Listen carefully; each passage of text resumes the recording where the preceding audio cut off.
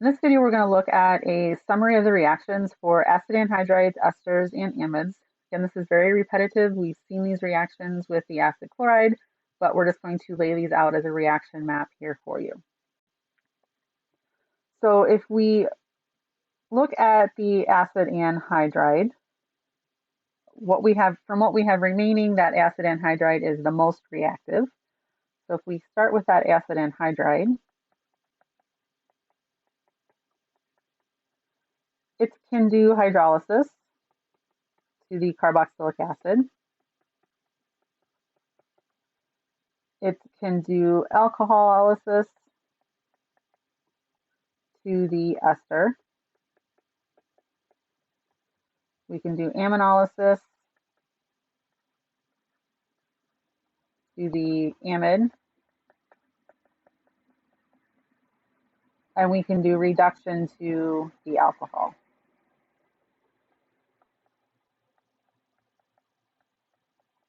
What we cannot do is anything to get us to the acid chloride because it's more reactive. If we want to look at the esters, esters can also do hydrolysis to the carboxylic acid. We can go from ester to amine through aminolysis. Esters can be reduced in several different ways, so we're going to do those separately here. So one thing we can do is the lithium aluminum hydride, which we've seen many times before. It will take us to the primary alcohol.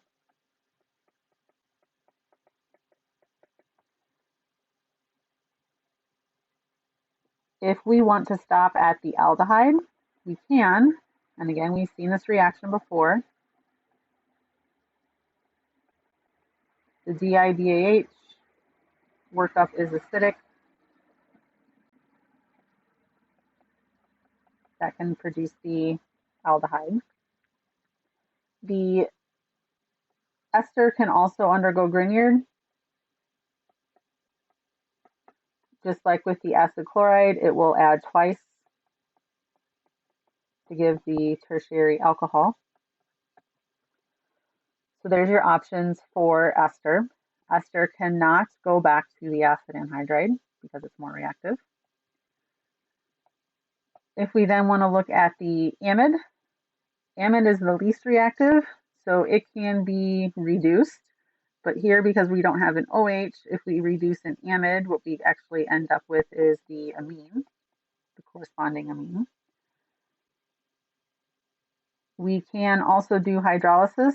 We said everything can be converted back to the carboxylic acid. And that's pretty much what we're restricted to with the amide. So really nothing new here. Everything we saw with the acid anhydrides, all the details. And here's your overall reaction for the remaining acid derivatives.